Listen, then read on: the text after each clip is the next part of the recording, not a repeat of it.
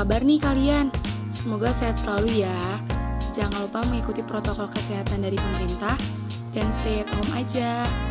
Kami dari himpunan akan berbincang-bincang nih tentang ketahanan pangan Kabupaten Cianjur, yang pastinya dengan narasumber kami yang hebat, yaitu Bapak Dr. Andus Dede Nurdin selaku Seksi Ketersediaan dan Kerawanan Pangan dari Dinas Pertanian, Perkebunan, Pangan, dan Hortikultura. Stay tune. Jadi kan dalam masa pandemi ini kan memungkinkan Indonesia krisis pangan secara global, Pak. Kita di sini mau nanya tentang ketahanan pangan tentang Kabupaten Cianjur. Biasanya di daerah Bapak tanaman apa aja sih yang mencari khasnya, Pak? Tanaman yang tumbuh di Kabupaten Cianjur, mulai tanaman pangan dan tanaman perkebunan, banyak. Sebenarnya tanaman pangan dan padi. Kemudian horti banyak. Nah, itu ada yang ada yang wilayah dataran tinggi yang tumbuh horti seperti cabai, wortel, bawang, sayuran, tomat, dan banyak lagi. Banyak ya Pak, tapi lebih dominan ke padi ya Pak?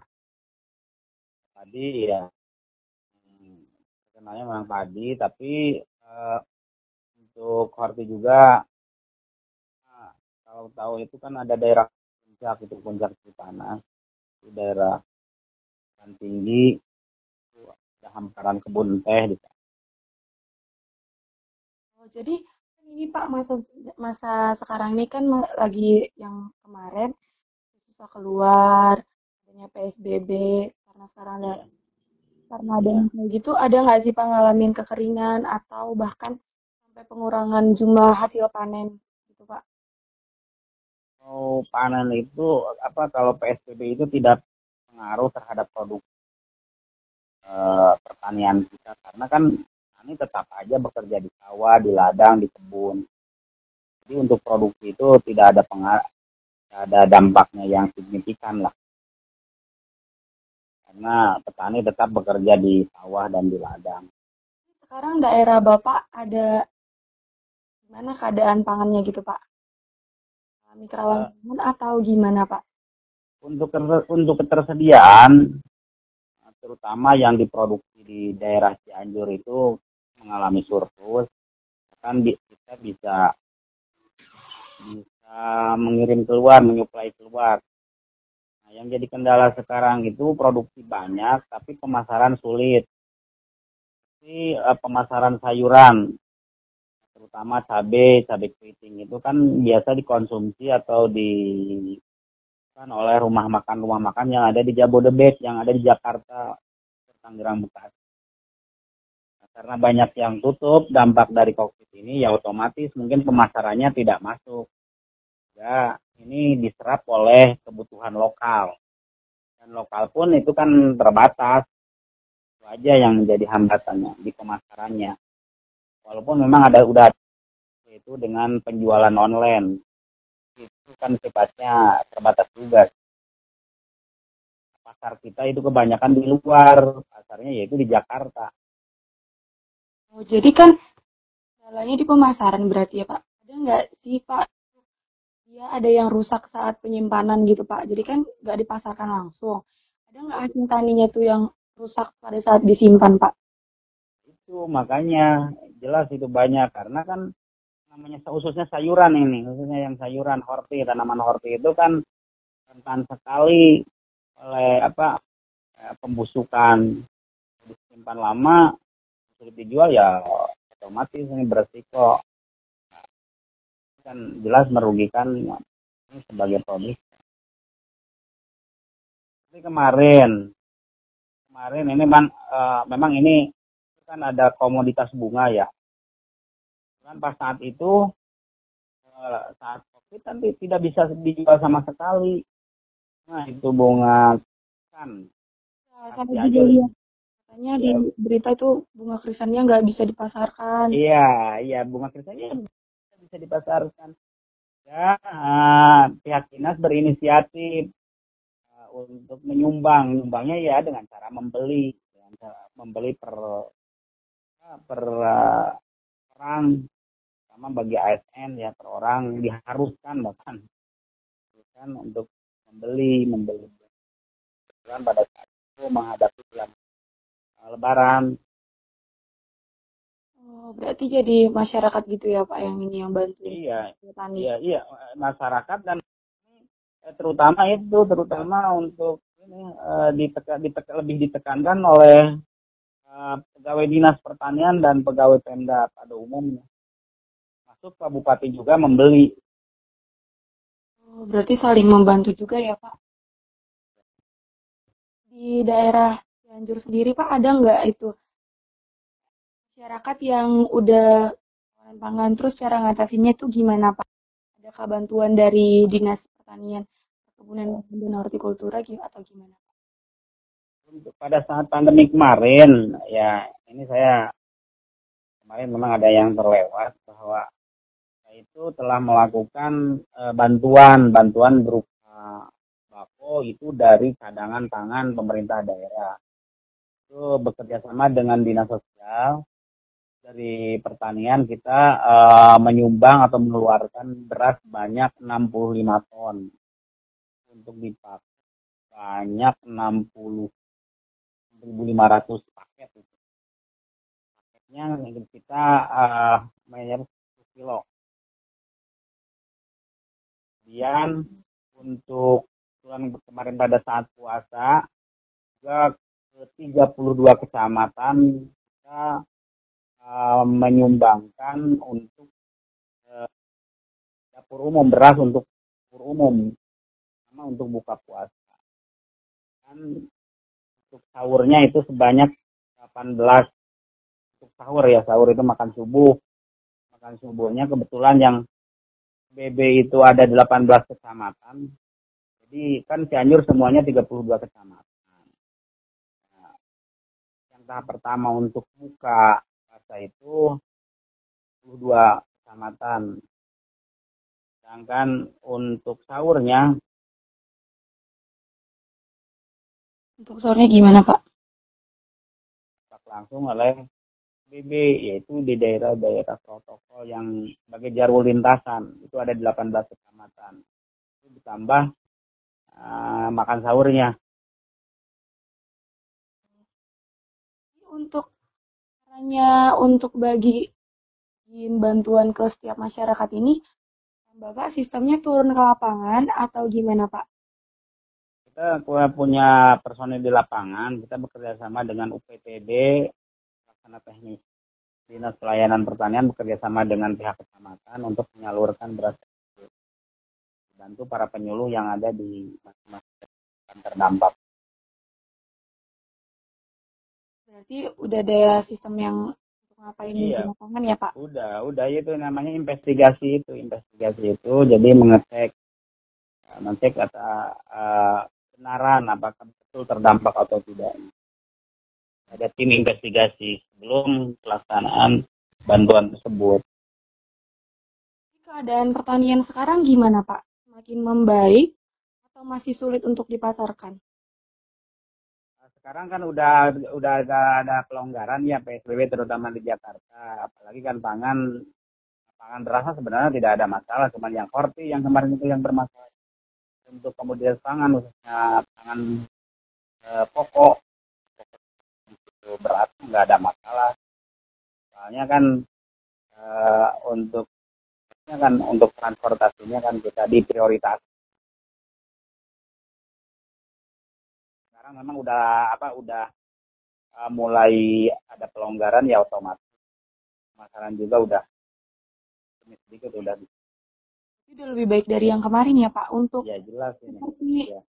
Seperti alat-alat kebutuhan untuk pertaniannya gimana Pak? Masih cukupi atau gimana seperti pupuk? Alat kebutuhan pupuk dia masih terpenuhi sih. Walaupun memang kan di pertanian itu ada pupuk yang bersubsidi, sama kepada petani-petani yang masuk kelompok tani, terhimpun dalam Gapoktan dan Poktan. Jadi udah ada persediaan sebelumnya juga ya Pak?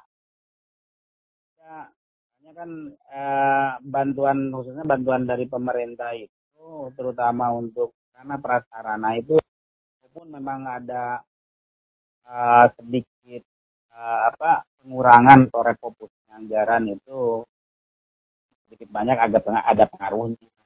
Kalau itu jelas kan. Gitu. Jadi kalau dari pemerintah nggak Pak kayak ngebantu untuk di bahan-bahan pertanian petani-petani yang turun ke lapangan gitu?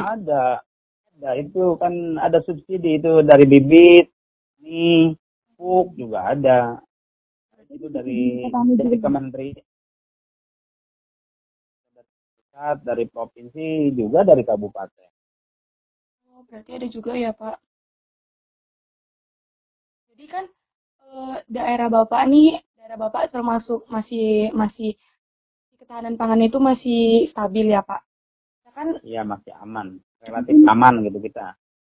lihat dari daerah-daerah lain kan ada juga Pak yang kerawanan pangannya udah mulai menurun. Itu menurut Bapak gimana sih Pak cara tipsnya untuk menjaga ketahanan pangan setiap daerah gitu Pak? Khusus untuk Cianjur ya tip untuk satu daerah mempertahankan ketahanan pangannya agar tidak jadi daerah rawan pangan. Nah, pertama kita agar meningkatkan ketersediaan pangan melalui pelestarian perlindungan prasarana pertanian dan tetap terjaga dan tidak ada alih fungsi. Misalkan tidak ada alih fungsi, tidak ada alih fungsi. Walaupun terpaksa harus ada, itu harus ada lahan pengganti. Seperti kan yang namanya alih fungsi tadinya sarana persawahan jadi rumah atau jadi pabrik, otomatis akan mengurangi ketersediaan, tidak ada produksi, usahakanlah eh, dilindungi lah, dipertahankan jadi lahan-lahan pertanian pangan kita tetap jaga. Kemudian pekarangan untuk pemenuhan kebutuhan pangan keluarga dan otomatis untuk pendapatan keluarga. Jadi pendapatan pekarangan ini khususnya kepada masyarakat atau daerah yang sarana pertaniannya atau lahan pertaniannya udah menyusut, makin sedikit dikarenakan banyaknya alih fungsi. Ya, mau tidak mau kita harus memanfaatkan pekarangan melalui budidaya. Jadi pemanfaatan pekarangan melalui budidaya tanaman seperti tanaman buah-buahan, sayur-sayuran, perikanan, peternakan. Nah, ini di ketahanan pangan ada programnya, ini yang dinamakan pekarangan pangan lestari dan kawasan rumah pangan lestari. Ya, ada juga pemilikan ini tujuannya supaya keluarga itu melaksanakan kegiatan pertanian di masing-masing keluarga. Tujuannya yaitu untuk pemenuhan kebutuhan keluarga sendiri. Kalau ada lebihnya itu bisa dijual, jadi punya nilai ekonomi. Optimalisasi fungsi cadangan pangan pemerintah, cadangan pangan masyarakat, itu lumbung pangan masyarakat, juga mencari alternatif pangan. Ya, alternatif yang terakhir itu mencari alternatif pangan pokok di luar beras. Agar tidak tertumbuh pada satu komoditas pangan. Ya, banyak pilihan pangan terutama pangan jadi makanan pokok beras. Nah, selama ini beras kita ini meningkat. Sekarang lahan produksi makin menyusut dengan banyak populasi penduduk, ya otomatis ini akan kurangi daerah-daerah produksi tadi, karena diusahakan untuk mencari atau alternatif pangan lainnya. Jadi dulu kan kita mengenal bahwa di Papua kan makan pokoknya pokoknya udah nasi. Nah, seharusnya ini bisa dikembalikan lagi ke sana supaya kebutuhan padi khususnya di Indonesia itu selalu sehingga terpenuhi oleh produksi lokal, akhirnya kan mengimpor. Itu. Jadi memperdayakan lahan ya Pak, jangan jadi alih fungsi untuk menjadi bangunan. Iya, diantaranya itu. Jelas kan coba kalau alih fungsi, kalau punya lahan sawah, kan otomatis sudah mengurangi produksi. Makanya kan di tiap daerah ada LP2B itu, pertanian yang berkelanjutan itu, yaitu diperdakan itu. Bikin aturan. Berarti untuk mempertahankan ketahanan pangan setiap daerah itu memperdayakan lahan-lahan pertanian yang kosong gitu ya Pak? Ya, pemanfaatan pekarangan rumah kan kalau memang keluarga itu udah tidak memiliki lahan pertanian, itu kita bisa menggunakan lahan pekarangan yang ada dengan hidroponik kan biasa. Ya, hidroponik, ya aquaculture itu bisa. Yang tidak memakan banyak lahan ya Pak. Ya, itu kan bisa bisa dikonsumsi untuk kebutuhan keluarga, dan apabila lebihnya kan itu bisa nilai ekonomi tinggi. Sebenarnya pola-pola hidup semacam itu kita harus kembali ke belakang, ke zaman-zaman dulu kan ya, pekarangan rumah itu ada tanaman cengkeh, tanaman cabai, tanaman sayur-sayuran, sehingga kan kalau kebutuhan sehari-hari tidak bisa beli ke pasar, itu cukup memetik di halaman rumah. Kemudian ternaknya kan biasanya di atas kolam itu pakai kandang ternak ayam, itu tidak usah membeli kan kalau kebutuhan gizinya bisa dipenuhi dengan sekitar. Jadi kan ini sekian nih Pak. Bapak ada untuk salam nggak Pak untuk anak-anak pertanian zaman sekarang, pertanian anak milenial sekarang, tani milenial tuh ada pesan nggak Pak kita ini? Iya. Jadi itu kan anak muda itu sudah gengsi kayaknya untuk bergelut di dunia pertanian itu. Jadi